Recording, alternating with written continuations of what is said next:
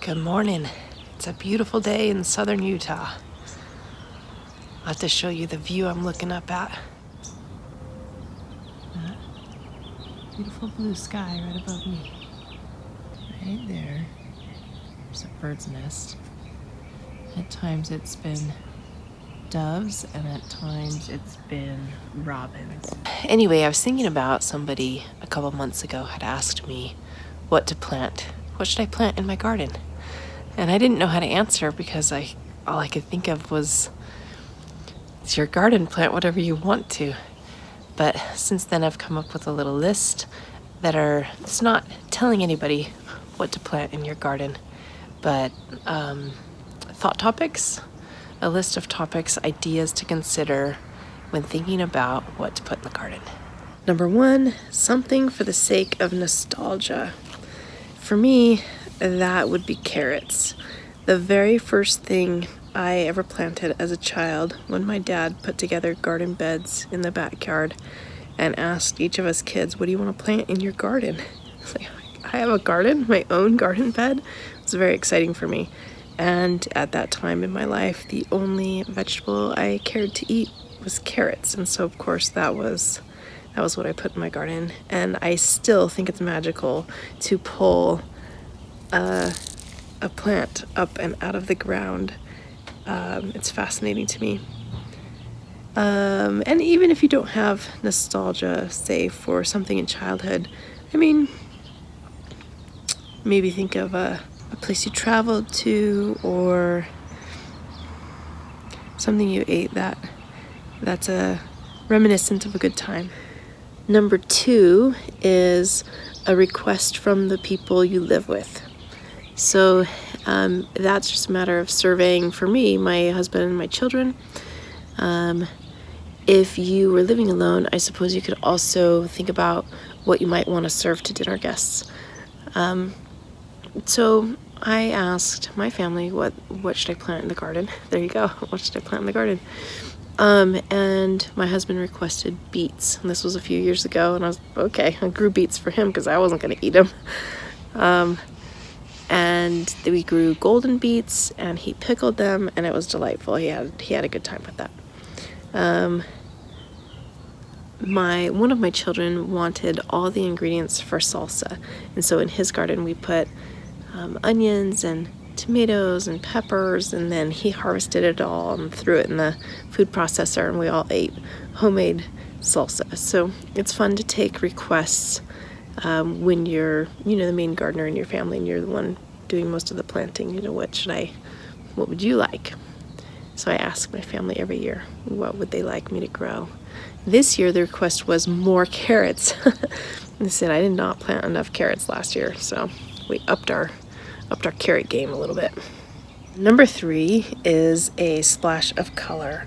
How delightful it is to look out into a vegetable garden and also see flowers. And so I like cosmos, zinnias, nasturtiums, and sunflowers. So many different flowers to plant that add a little splash of color in the garden and make it pretty.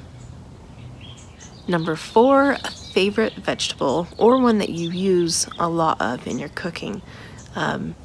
If your family is often throwing broccoli into a stir fry, then maybe it's time to grow some broccoli, right? Or if onions are often finding their way into your eggs and soups and different things, maybe it's time to be growing onions. A lot of people drink green smoothies, and so then I would ask, do you grow, the spinach or whatever green it is you're throwing in there? So yeah, something that's a favorite or that you are using a lot of in your cooking. Number 5 might sound funny to people, but give it a try. A vegetable that you don't prefer.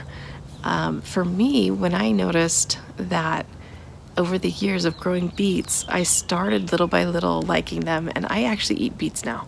So initially they were just for growing for my husband, but now I eat beets. Same with kale that I didn't like, and I eat kale. Same with eggplants. Still a little touch and go with eggplants, but I'll eat them.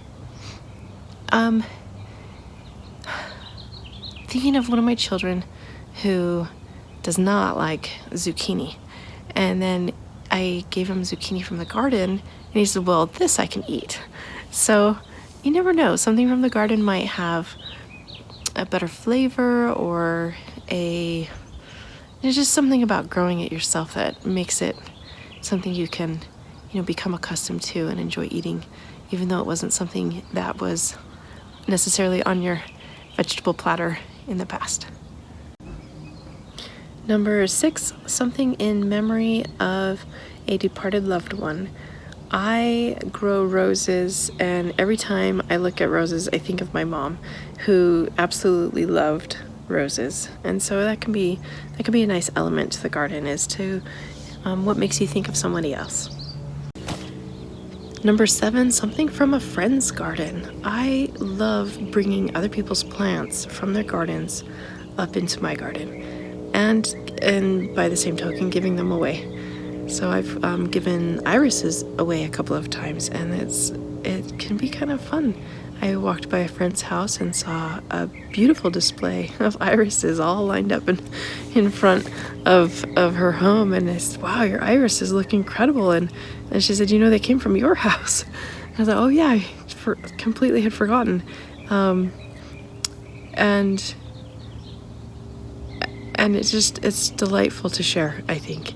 And then by the same token, I have onions from her house in my garden, and I have garlic from a neighbor in my garden. And I've never bought garlic. I just got it from the neighbor's house. And I'm ongoingly trying to bring things up from Southern California, from back home, to see how they grow here in Southern Utah, see if they'll work. So I've got things from my mother-in-law's garden and from my family garden. So something from a friend.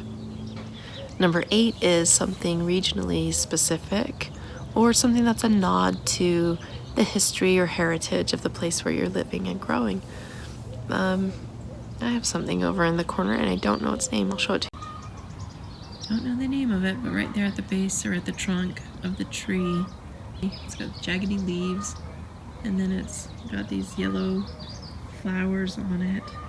And I found it one time at the desert garden with a little plaque next to it, and I thought I will remember what that is, because I have one in my yard, and I totally don't remember. So I knew a man who kept cotton, just three little cotton plants in his front yard, as a throwback to when the Mormon pioneers first settled here and embarked on a cotton enterprise. So there's that. There's people grow sages and junipers and globe mallow and penstemon, different things that are out in the out in nature on the hikes that you take around here, and brought them into their gardens.